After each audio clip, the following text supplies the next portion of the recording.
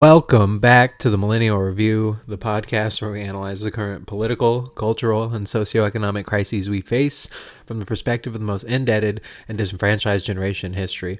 I'm your host, Justin, here with the impeachment special everyone has been waiting for. Oh my God.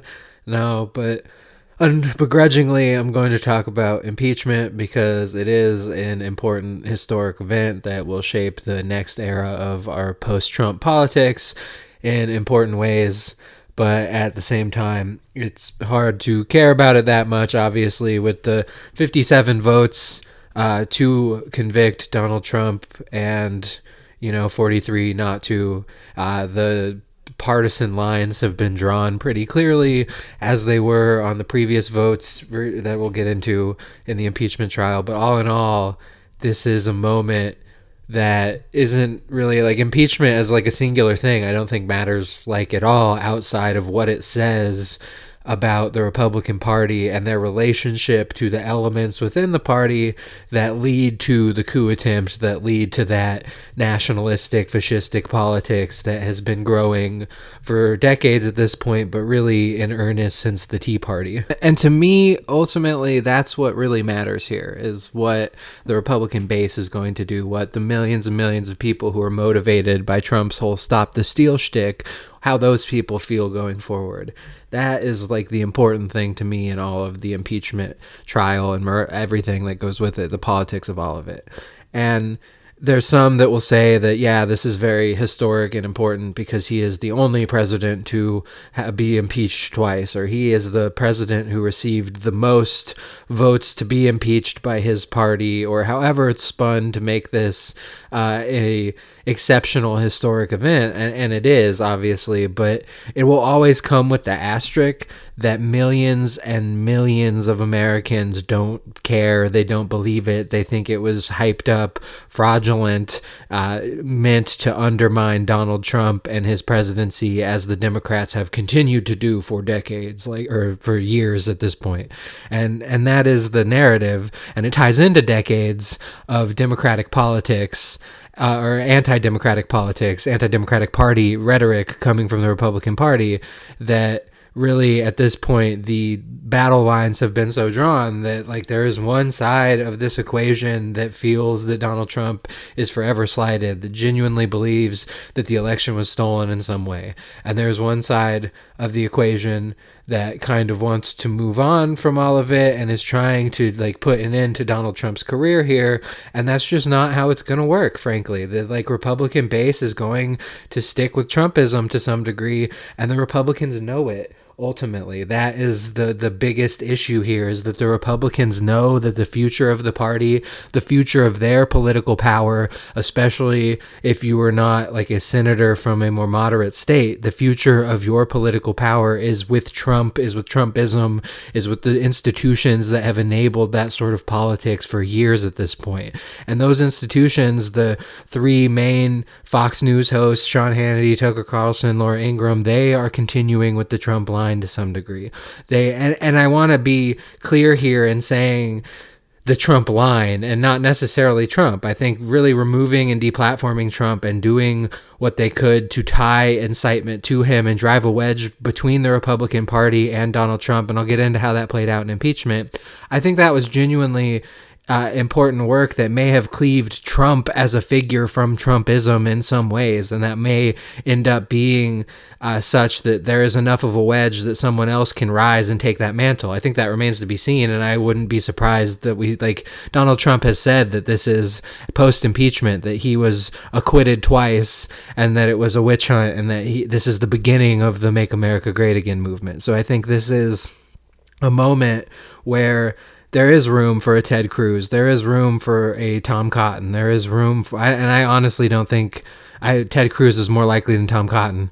And I don't think that either of them have what it takes to remove Trump from that mantle quite yet.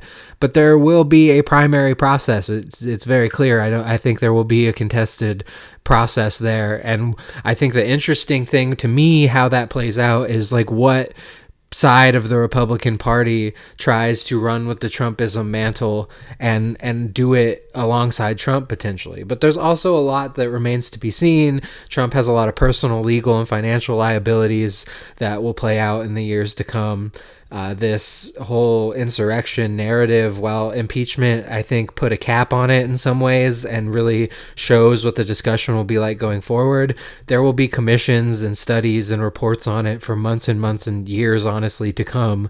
And it will remain in the news, and it will continue to be tied to Trump, and the Republican Party will continue to use it as a wedge in some ways. There are elements of the Republican Party that are opposed to Trump, Mitch McConnell, the others who don't want to see Trumpism succeed, because again, I think we got really lucky in the sense that big money didn't want this. Like, big law firms were not lining up to represent Trump's election law claims like they were on election night when it seemed like it could be very close. And that's just one example, honestly. And as I think you see in the response to the insurrection, the real financial players in this country did not want Donald Trump over Joe Biden. And that was important. And I think it was important in making sure that the coup and the election challenges and all of that were not further legitimized. I don't know, like, if Bernie Sanders was the candidate, that there would have been such unanimous support for a fascist coup that it would have, like, worked or something. But I do think that the politics of it, the legal challenges, all of it would look very different, and there would be a lot more support for it from certain financial and elements in the structure of power. And we avoided that. But the cleavage within the Republican Party, with the Republicans who are beholden to that money, who are beholden to those interests, Mitch McConnell being, I think, the key example, because he is a big money politician if there ever was one. Just go look at his career changing campaign finance laws to make his grifting and influence peddling more efficacious. Like, this is a man who is wedded to big money intensely. And I think that even though he didn't vote to impeach, his rhetoric was always tying Trump to this. It was always very clear that the big money elements of the Republican Party want him gone. They want Trumpism out of the party, and Trumpism is not leaving the party. That is the party at this point. That ideology, the nationalist turn, and I don't like to use the word populist, but there is something populist in Donald Trump's presentation, and all of that, and again, specifically his presentation and not his policy, but all of that plays into the future of the Republican Party and why so many Republicans were unable to vote. Because there was a moment, and I'll get into this in a little more specifically, but there was a moment like midweek where it seemed pretty possible that there could be a few extra votes than 7, and maybe even enough to vote to convict Donald Trump, but it didn't pan out. There was talk of Republican senator from Idaho, Mike Crapo, retiring so he could vote to convict. There was talk of all sorts of backroom stuff like that going on to just get Donald Trump out of the Republican Party. And you have Nikki Haley and others really using this moment to highlight that they are still in the party, that they have a stake in the intra-party fight going forward, and that they are going to fight that fight, that they're not going to just let Trumpism run. They're not going to just let even just like a Ted Cruz or someone step up and fill that mantle if it's not Donald Trump. And I think specifically there's a big interest in making sure that it's not Donald Trump. But I think in the fear of a more competent Donald Trump has been overblown a lot, and it's been used like rhetorically in ways that I don't really like, but it is something to consider. What building on that movement with more competent politicians who see the power that Donald Trump derived from it and want some of that for themselves. And what does that look like? And I think a lot of it looks like the elements of the party just kowtowing to Trump, and the rhetoric of Trump being used by other people to stop the steal, all of the rhetorical flourishes that Donald Trump brought to the last couple months, and all of the people who picked up on them. That is forever going to that is forever stuck with some part of the politicians who chose to walk that path in their political career. They are stuck with that, and however it shakes out, whether the Republican Party can break free from Donald Trump and become a more moderate party, which seems unlikely to me, if that's possible though, those politicians are going to be replaced. Ted Cruz will have to leave the party in some way because he has staked his political career on the segments of the base that are into QAnon, that are into the Stop the Steal narrative, that legitimately believe that the election was stolen and they are aggrieved. They legitimately believe that Joe Biden is some Chinese communist plant in some way. Like, not really that radical, but there are people who legitimately believe that. And that is the section of the party that the power that Trump has is derived from in some ways, because those are the voters that were brought into the fold by Trump. That is the segment of the party that's really energized by Trump and that might not exist without Trump. That it remains to be seen whether someone else can harness that, whether someone else can build on it. And I frankly think that the insurrection, some of the response of it, the build up to it, and really how the Stop the Steal QAnon universe, those are separate in some sense, but also connected in a really intimate way, obviously. But I feel like the way that universe of thought has really been built and spun out, it's detached itself from Trump in some ways that I find really alarming, because I think prior to this, I had the sense that this was a uniquely Trump phenomenon in a lot of ways, that he was uniquely able to whip up these elements of our politics. And that might be true. Like, we might be like, it might be too soon to say, and a couple years from now, things are a lot more Obama era-esque, and the Tea Party rhetoric has been toned down a little bit, and it's just not as effective against Joe Biden or whatever. Like, that seems plausible. It could happen. But I also just genuinely think that this really rabid conspiracy-addled politics in some way, and really the like far-right, more ideological movements that have been grown and fostered under Trump, I think the power is still going to be there in some ways, because I think that just the response to Biden has been pretty over the top. The acceptance of so many elements of the Republican Party of the like Stop the Steal narrative has been so thorough that I kind of just think in some ways that it's not going to, like, the Joe Biden will be just as an effective foil for the far right as Obama was, as any other Democratic politician would be, because that's just where our politics is right now. It's in that arena, it's so fact free that it takes that manifestation regardless, and anyone's going to be demonized and anyone's going to be used to whip up this fervor. And maybe I'm wrong, but I think that that's where the politics is headed in some ways. There is, I think, a credible lane, I guess, in the Republican Party that in a split enough primary you could maybe see winning, that like is opposed to the Trumpism and the Trump, especially post January 6th. I think there's the Liz Cheneys, the Nikki Haley's, the Bush era conservative movement people who have been opposed to Donald Trump from the beginning. I think all of those people are still viable, and so like I think Nikki Haley as a candidate could walk that line well enough, maybe in a crowded field, to squeak out some wins and get the momentum and, you know, just run away with the campaign or something.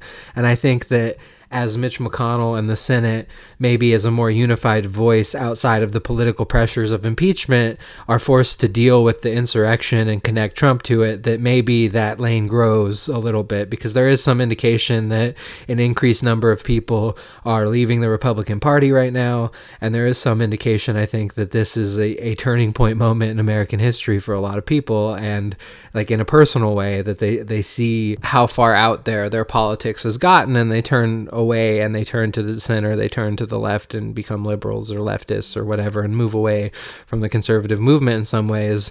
And I think that is happening on a small scale, but I'm not sure it's happening enough to blunt the Trumpist momentum going forward. And maybe it is, maybe it isn't, but I think that the party has protected Trump to such a degree because they know that the power of the voters lies in the extra boost that comes from those fringe voters in some ways. But I think more importantly, the extent to which the average Republican voter has accommodated those fringe views and made them part of their worldview, even if a little bit indirectly.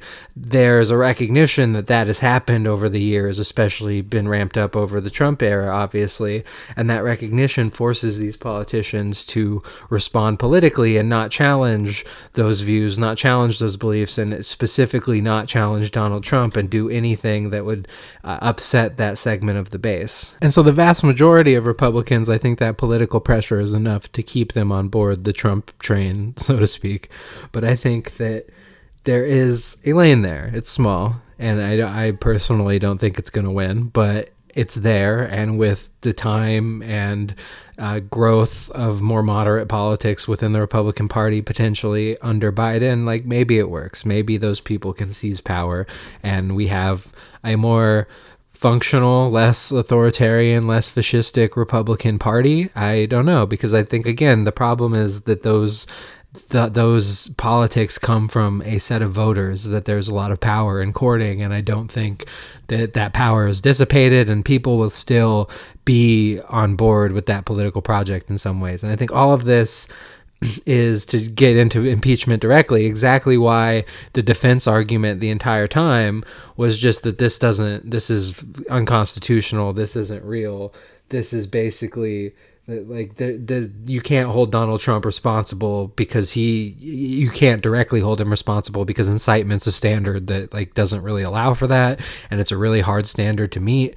And I think this showed that even in a case where Donald Trump is literally saying you have to fight, and there are people saying that they feel like Donald Trump told them to be there because of Twitter tweets or things that he tweeted saying be there on January 6th and stuff like that, that even in that case where it is pretty damn direct, you can't get like a compelling you can make a compelling argument on the other side that just like at the end of the day that was other people's actions and they chose to do it.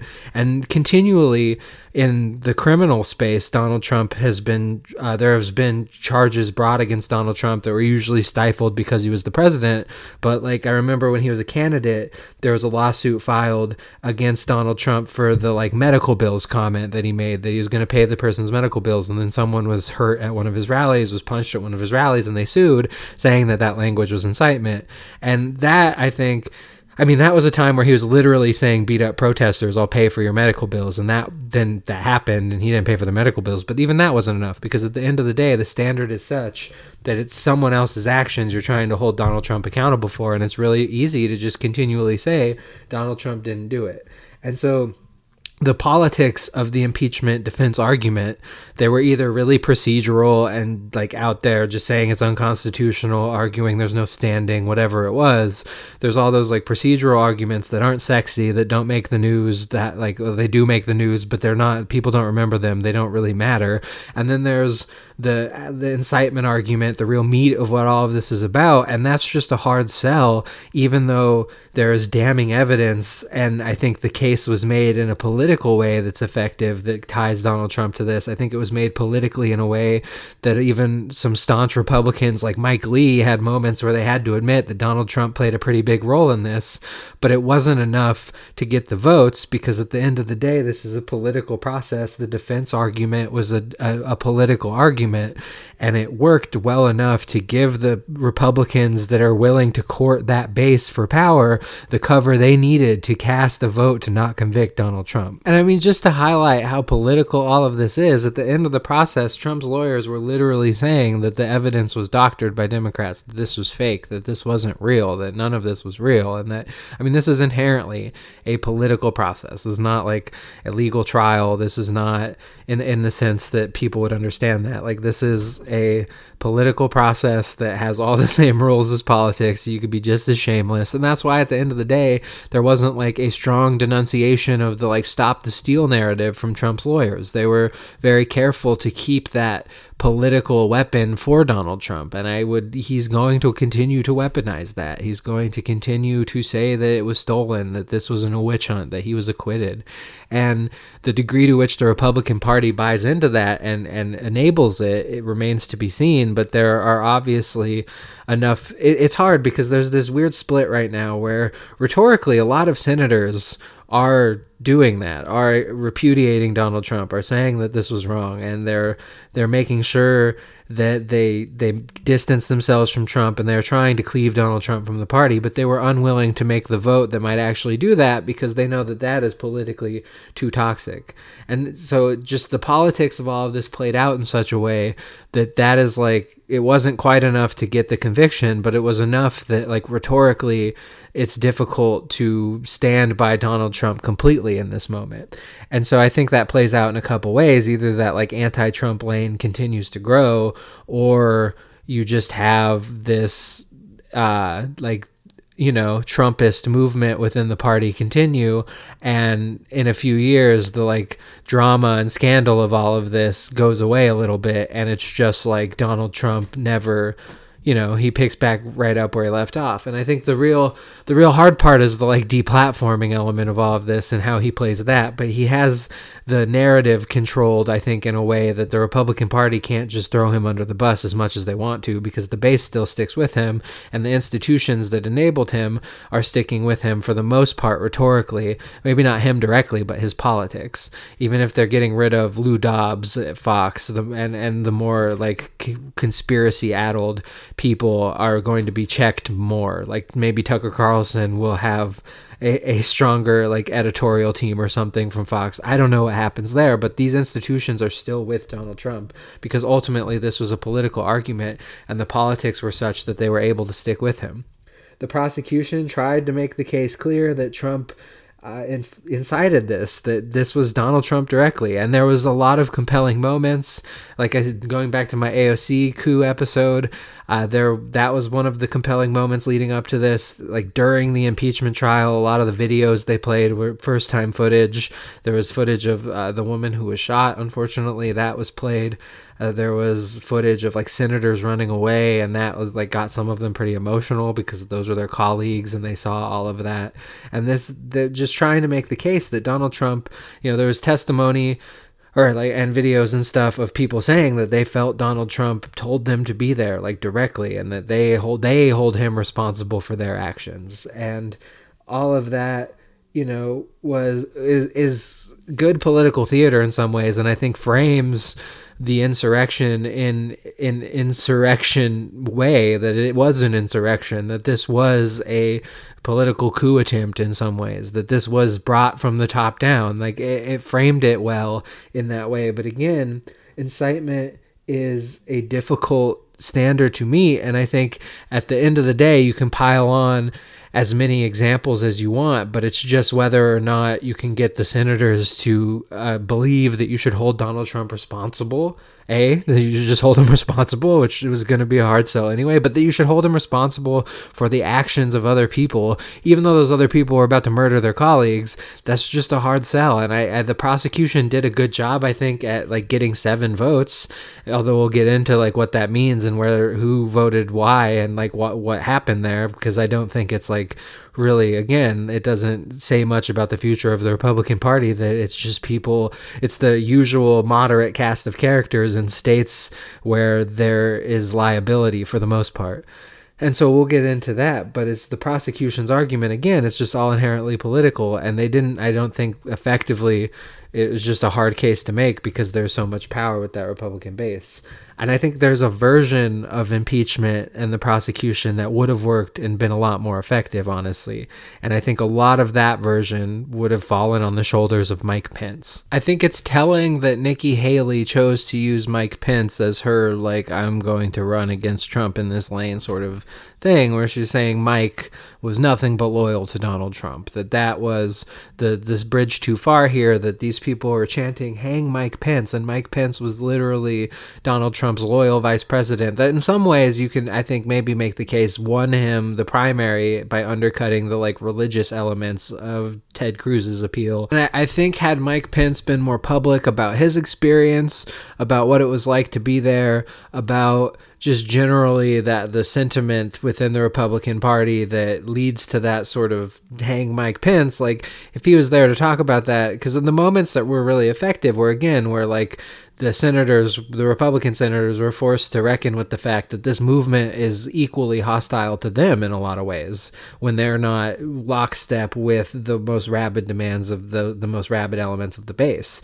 And so I think Mike Pence coming out and saying like, yeah, that happened, me personally, like now I fear to like stay in one place for too long. Like they were chanting hang Mike Pence and that became a rallying cry. Like this is too much. This is not the Republican Party of Reagan or Lincoln and blah, blah, blah, blah, blah, blah, blah. You can just imagine the speech.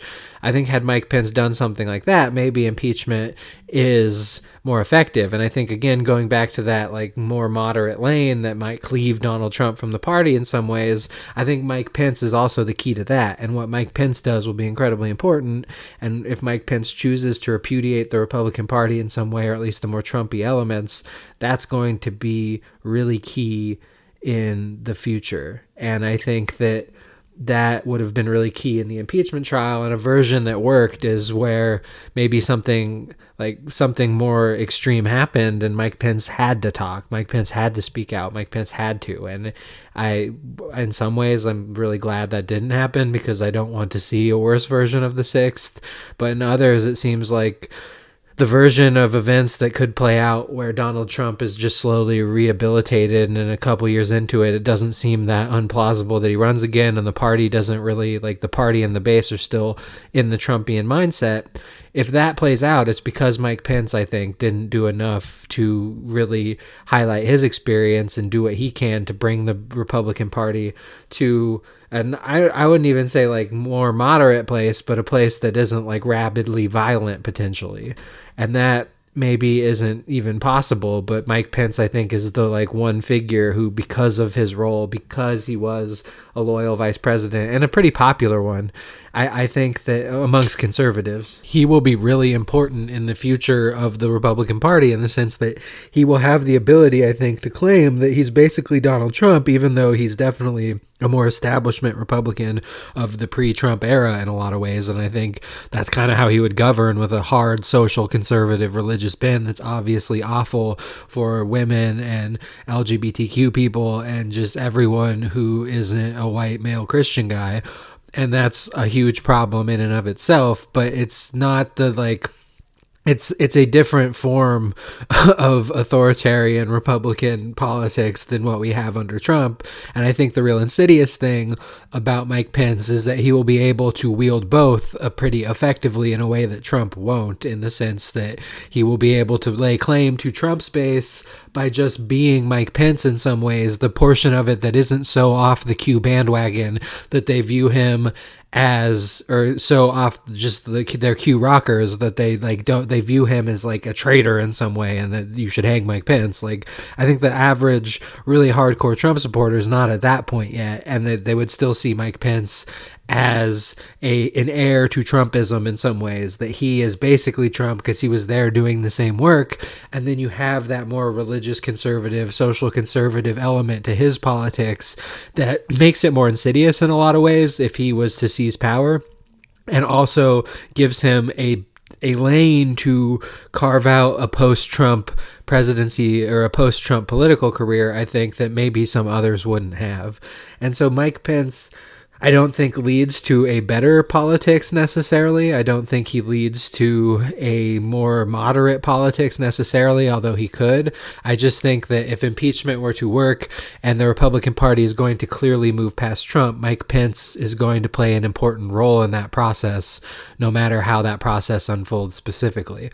And so it would have been really advantageous to have a Mike Pence moment like AOC did on Instagram. Like, I think that would have been really telling if we had like a 60 Minutes interview with Mike Pence about what it was like to be Mike Pence throughout all of this, and that he put the blame squarely on Trump in some ways and was really like towing the Mitch McConnell line that this was an insurrection, they tried to murder people, and Trump is responsible, but it's unconstitutional to impeach him or whatever.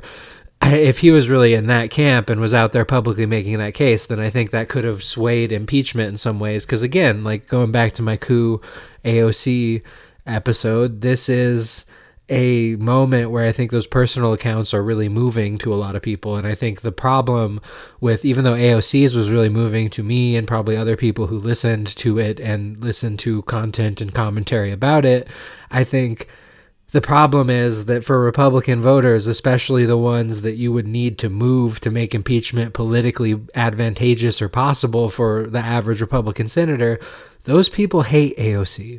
A lot of those people in private would probably tell you that what those people on the 6th wished upon AOC, what they attempted to actualize on AOC and others, the murder and whatever of all of these people. I think that in private, there are like, and this again goes back to what I think is the broader problem here, is not necessarily like elite level politics, but the grassroots manifestation of this hateful bend towards fascism.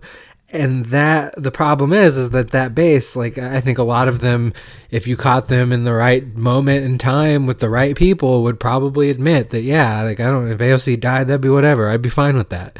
And so it's Mike Pence, though, he's your homie. He's Trump. Like, despite the people who thought that he had an obligation to overthrow the election, despite the people who thought that he should be hung for not doing it, I think he is still an heir to the Trumpist mantle and would be able to keep the base together enough to make a case against Trump if he so wanted to. And I'm making some assumptions here about like what segment of the Republican Party would actually be open to Mike Pence, because I do have, I guess, a little faith that the entire Republican Party isn't willing to chant hang Mike Pence, and that there are some people there. But I think at the same time, like, that could be wrong. There's polling that suggests that like 60-70% of the Republican Party believes the election was fraudulent in some way. And there's a big difference between thinking the election's fraudulent because you believe that Fulton County or Wayne County in Georgia or Michigan, Detroit, respectively, like stuffed the ballot boxes and that was fraudulent. So the election was fraudulent. There's a big difference between thinking like something might have been hanky there and Dominion voting was flipping. Like there's so many different conspiracy theories that we've covered on the podcast and elsewhere and have been discussed a lot since the election. And there's a difference just between like being generally skeptical of mail-in voting and that, but like at the same time, I think that the Republican Party is like concert enough in its opinion that it's probably likely that those numbers aren't that inaccurate, that like there are a lot of people in this country who legitimately believe the election was stolen, that Donald Trump was the rightful winner. Just like after 2016, there was polling that showed that a significant portion of the Republican Party legitimately believed that Donald Trump won the popular vote, but it was stolen from him by fraudulent votes. So these aren't new narratives. These are old narratives that have been built into our politics for decades over the course of time. And I think that they will stick with us. And so maybe it's not that crazy to think that a big chunk of the Republican Party will not vote for Mike Pence because they feel he betrayed Donald Trump and that he went and supported the communist regime of Joe Biden. And that like is an absurd thought on some level, obviously, given everything we've seen. But I think it's one that's not really that absurd, just given the power that Donald Trump continues to have over the base and the power that narrative had over the base, because I'll get into this in a future podcast, wrapping up the coup coverage in some ways. But this was a very advantageous rhetorical few months for the Republican Party in a lot of ways. It really activated people and it lost them a lot of voters in some ways, the way it played out. But at the same time, the voters that are really sold on Donald Trump and the Republican Party and all of these narratives, they were as activated as ever. They were in the streets. There were Stop the Steal rallies in D.C. There was hundreds and hundreds of millions of dollars raised for the Republican Party and Donald Trump's campaign. There was so much money trickling into Republican Party candidates down ballot who otherwise would not be able to raise money post-election because there's just not a political narrative once you lose, but this provided one. This kept the energy afloat, and there's a reason it wasn't like it didn't help in the end in that period. I think like Georgia shows the politics of it shifted in like a national sense, but I think that within the Republican Party, there is a lot of energy there and continues to be. And so that is an interesting question. Like, Mike Pence also seems key to sort of bringing that fringe back into the party and getting them more on board with the idea that Joe Biden is the rightful president. Because again, impeachment didn't really answer that question. Impeachment didn't really repudiate that clearly. There are moments where the lawyers had to dance around it in such a way that you can say they admitted it. But there's also a reason that at the end of it, the impeachment managers for the House Democrats had to say, hey, they de facto admitted that Joe Biden is the president. And it's like, de facto is not the same as having a clip of Donald Trump saying that this was not a fraudulent election. This process could have played out very differently in such a way that you had a lot more moments like that and forced his team into that. And they didn't cede that. And that is one of the most corrosive narratives in our politics that has survived impeachment in some ways and will, I think Mike Pence and Mitch McConnell and the people who are willing to go to the inauguration, who are willing to play politics with the Democrats in this moment, those people are going to be really important in walking that back as well, and really solidifying the fact that this was a legitimate election, the same as 2016, even though Donald Trump tried to undermine that as well. And there's some of that, but I think that the continuous drumbeat of the election fraud narrative from election night on it was continuous, and this was not there's not been, I think, a concerted enough effort on the right to undo that, and that's not going to happen overnight, and for millions and millions of people it's never going to happen at all. So that undoing of that narrative will need to happen on some level, and those are the players who might do it within the Republican ranks at this moment. But I think it's just as likely that those millions and millions of people who believe the election was stolen are willing and activated and motivated to go to the polls and vote against Republican politicians who they feel were not supporting them and we're not fighting for them, and we're not fighting for American democracy, as the election was stolen from the greatest president we've ever seen. And there are millions of people who believe that, and maybe the movement is not as successful as the Tea Party was in replacing incumbents with more radical and often pretty ridiculous candidates, as the Tea Party obviously did that. And think of the effect that had in bringing us like Sarah Palin and then Donald Trump and creating the Republican Party as it exists today. That is just like huge. That is the dynamic that brought us Donald Trump in a lot of ways and brought us the Trumpian return in the Republican Party. And it's going to play out again, I think.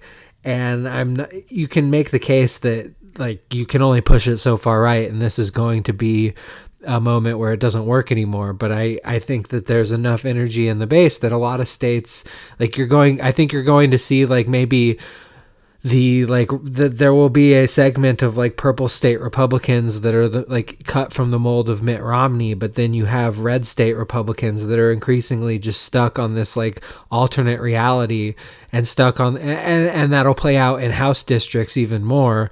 And it's just going to be a big thing because this narrative is not going to be undone lightly. Just because Joe Biden's president now, there are, again, millions and millions of people who think that he stole the election or that mail-in ballots should be all invalid. And there's, again, tons of narratives that people use to justify thinking Donald Trump should still be president.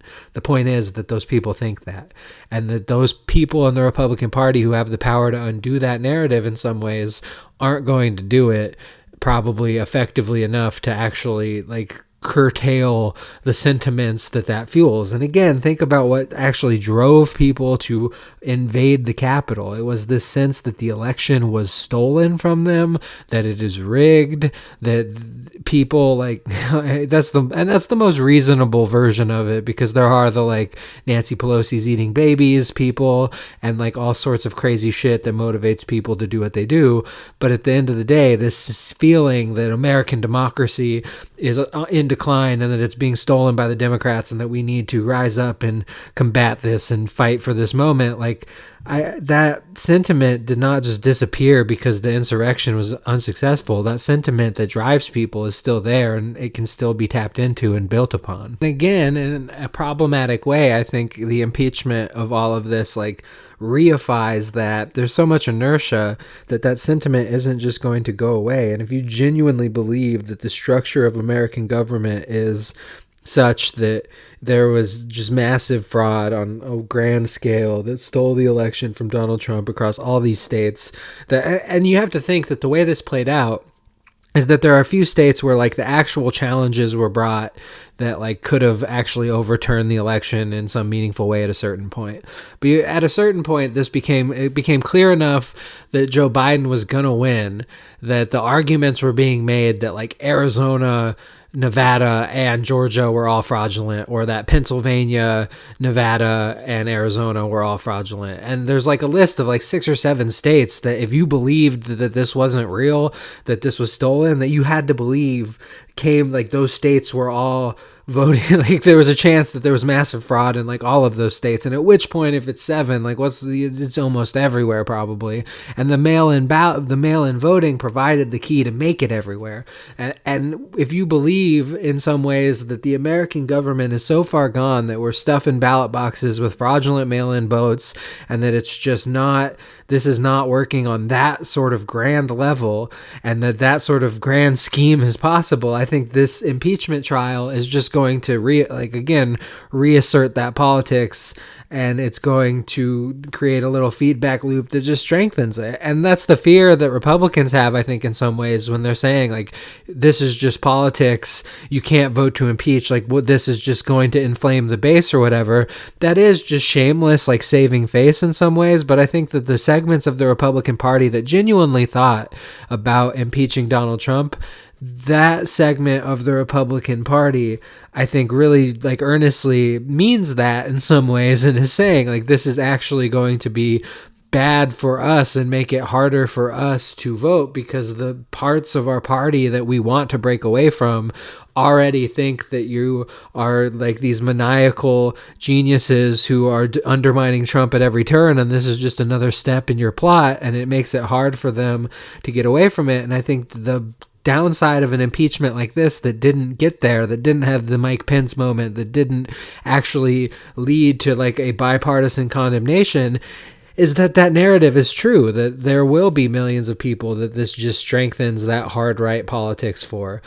And that wasn't a good enough reason not to do it, because the insurrection was the beginning, or the beginnings potentially of a fascist movement, or a moment where it could have bubbled up into something genuinely authoritarian, genuinely anti-democratic. It obviously was both of those things already, but it could have set us on a very different trajectory than the one we're on potentially. And who knows where the one we're on ends. So it's just there's no world where you can just do nothing. There's no world where you can't just you have to impeach in this moment. You have to. But at the same time, it was destined, I think, to end in this unsatisfying political way that for millions of people, it just confirmed all of their priors and led them to believe that this system's even more failed than it might, than they already felt. And again, you have to impeach. You just have to. You can't just do it because you're trying to avoid that dynamic.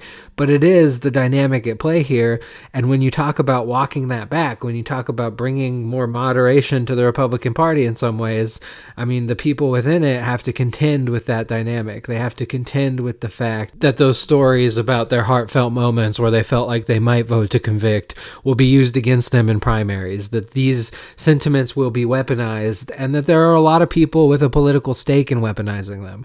Donald Trump including, and maybe the most powerful of them, depending on how his post-presidency goes, depending on how he's able to wield conservative media and if those institutions stay attached to him. But you had to vote to impeach in some ways, but it is this problematic aspect where basically any political action is just sending either side, you just break politics into two sides for a moment, but is really just reconfirming what is already believed there, and it doesn't lead us to anywhere productive. but you kind of like have to win on some level. Like you just have to beat the fascist turn in the Republican Party. And we're at a point where I feel like that is increasingly unlikely without a significant segment of the Republican Party also choosing to do so. Which is why I go back to Mike Pence or whatever. And you can give Mitt Romney and Susan Collins and Lisa Murkowski and all of these other people who voted to impeach all of the credit you want.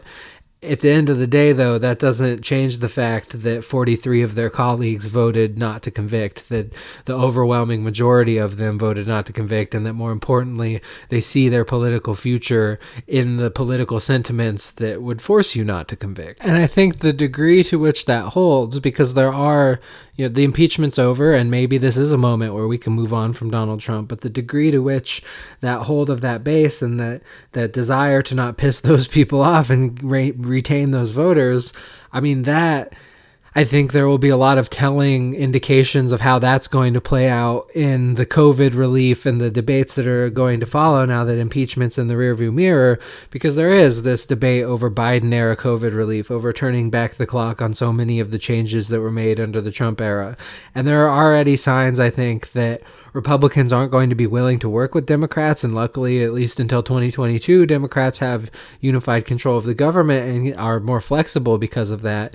Because I think we have to be real with ourselves in saying that there is something real in Trumpism, that the white supremacy and class politics that really do shape the contours of that movement are deep-seated and deeply rooted, and that it's important to recognize that, and that to undo those structures, to undo that line of and style of thinking, it takes a political movement that can match that can fight that can combat that is doing that work to undermine those structural elements and to reconstruct them in some ways. And when you think of that work and what that entails, that requires, I think, a turn from the gridlock and the politics that we've seen since Obama, this politics of just undermining the Democratic Party at every turn and not working with them on anything. And I think that takes added importance in the COVID era because there's such a need for material aid. There's such a need for people to have help from the government, and that insecurity. And again, I'm going to make another coup episode focusing on who did this and the economic elements and what economic anxiety. What does that mean when you have people with $5,000 of tactical gear showing up at the Capitol? There's a lot of context that needs to be added to who was actually there on the ground and what that means. But it also remains true that even wealthy people can suffer economic anxiety, and racism motivates them, obviously. And so those structural components of the right-wing movement are in some ways not a legitimate response, but a response to the politics of the day and our government's inability to create community and help foster community, help people foster community, help bring bonds between Americans or whatever. That might sound like Ben Carson-y and idealistic, but at the same time, there's a genuine failing there. There's a genuine failure on so many levels. And if that doesn't change, then the politics of Trumpism are just going to continue, I think. And so there will be a lot of signs in the Biden era and coming up soon as we get into COVID relief again. And it's hard because using reconciliation, it's not going to be a bipartisan process, and the extent to which people are trying to force it to be a bipartisan process, be it Joe Manchin or the Republicans, it's hard to see it as a good faith effort. And so it doesn't seem like it's on the table necessarily for that politics to change. And so it's important not to look too far into it. It's important not to try and just say that, of course, nothing's going to get better, and so Trumpism is going to be doubled down upon, because again, that doesn't necessarily, there's not a one-to-one relationship there, and it might not, even ineffective government might not fuel Trumpism given the other political contours and the debates we'll be having. Because again, the insurrection isn't over. It's not gone from our politics. It's obviously going to shape the Biden era entirely in some ways. And I think when you look at what the insurrection means, when you look at how it's going to shape the Biden era, it's going to remain a significant focus of our politics for a long time, even though impeachment's done. And so how the Republican Party responds will be important, because it wasn't enough to get impeachment out of, because it's inherently political and Donald Trump still has a lot of power.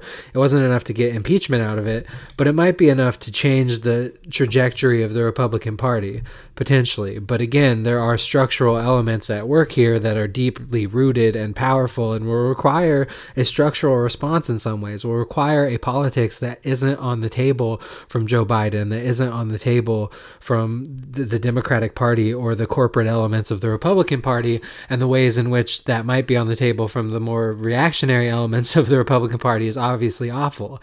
So there's just like this unfortunate reality where Trumpism is a misguided response to real social and economic trends and forces that live out or affect people's lives and they're forced to live with, but there isn't a compelling alternative that can undermine that necessarily, unless Biden is a historic president in a lot of ways. And I guess the part of me that feels hopeful, and I'm not really that hopeful that Biden will rise to that occasion, but there is just an element of like, it's so bad that he might have to, and like, just because it is required in this moment. But again, I'm not hugely optimistic there, but it is like, there will have to be a reckoning, I think, with the fact that this is deeper than just Donald Trump, and this is a real movement that has meaningful power over the Republican Party, and the Republican Party's fed it. So there's like a two-way relationship there, but it will take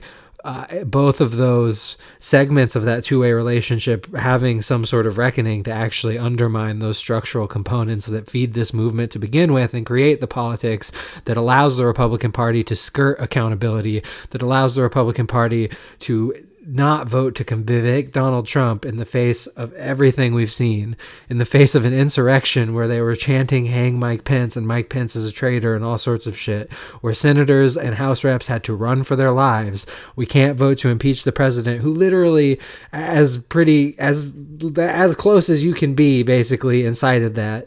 And again, it's a hard case to make because it's other people doing it at the end of the day, but that's the entire fascist movement at the end of the day. So it's going to continue to grow in that way, I think, because those structural elements won't be responded to in kind. And whether Donald Trump is totally cleaved from the party and someone else is picking up on those trends and those forces, that remains to be seen, and all of that will play out in our politics, and we will see together what happens there. But be it impeachment or the handling of Marjorie Taylor Greene and the QAnon caucus or whatever you want to point to, I don't have a lot of hope that at the end of the day, the reckoning can actually happen on that elite level anyway. That's an important component of, and that's why I go back to the structural critique there, and that there needs to be a response that can actually root out the like white supremacy and the class dynamics and the economics of all of this, and all of the various components that drive people to fascism, the social isolation and lack of community at this point in the American experience. Like, there's so many different things you can point to that are structural and deeply rooted in our history and politics that require a level of engagement and change that goes far beyond just like Ted Cruz saying, "Yeah, I fucked up, guys." And like Ted Cruz saying, "Yeah, I fucked up, guys," or getting voted out, better yet, is a part of that reckoning, and I think has to happen. It is necessary but not sufficient, and it's, I think, going forward, going to be telling the degree to which that happens on the more grassroots individual level, and whether there is this moment where Republican voters kind of take a step back and say QAnon's pretty wild, take a step back and say this Trumpism thing got kind of out of hand, and like see the Democrats' response in a way, and the left's response in a way that doesn't just view it as over the top and hyperbolic and power hungry or whatever, but sees it as like, oh, maybe our politics is pretty radical. And I think that has to happen on like the grassroots voter level.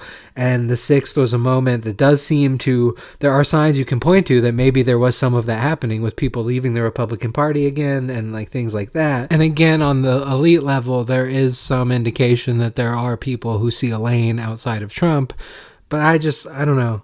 I'm having trouble being optimistic enough that it's enough to overcome those elements of the Republican Party and the trajectory they're on. And I don't even think that it's necessarily going to be picked up by Trump at this point, because I do think that the sixth hurt his brand with Republicans in a way that nothing else has. But I also think that if he wants to run for president, he's the guy to beat still, in the Republican primary anyway. And he seems like an egotistical enough person that I can't imagine that he doesn't want to, that the thought of doing the Grover Cleveland move and having 2 non-consecutive terms doesn't run through his mind every day while he watches his legacy be undermined, while he watches all that he did be talked about in the media all day in the negative and in the past tense. And I mean, and really, I think that is his path to reestablishing his social medias in some ways. And I think that it's probably important not to undercredit or undermine the real power that Twitter and these platforms brought Donald Trump, and that is a real actual component of what might drive him in the future, because there's a lot of power there for him and his family. And I think a political candidacy in the future would make it a lot harder for these platforms to keep him off of them, even though some of them say they want to do it permanently at this point. So I think that there's a lot that remains to be seen, but I think one thing that we can just get out of the way is that impeachment was useless, it was pointless, and it will not in the end cleave Donald Trump from the Republican Party. It will not in the end mean that much outside of rhetorical framing for how the debate about the sixth is followed. Because you can say this was history, this was the first 2-time impeachment, this was the most bipartisan impeachment vote ever, and all of that's true. But again, it comes with the asterisk that there is millions and millions of people who don't care, who don't believe it, and will continue to have a say in our politics. And if Donald Trump wins, those narratives will change over time and they will look different. So it all remains to be seen, but impeachment did not deliver Donald Trump and his political movement the killing blow that partisan Democrats hoped that it might. And that's just the reality, an unfortunate reality, but the reality I leave you with today. And thank you so much for listening. If you want to help us and help the show and do more shows and content of all kinds and all that good stuff, follow us on social media, obviously, but also join us on Patreon at patreon.com/Millennial-Review. Help the show grow, and you get access to bonus episodes in the back catalog and all that good stuff. So join us on Patreon at patreon.com/Millennial-Review, and I will see you next time. Bye.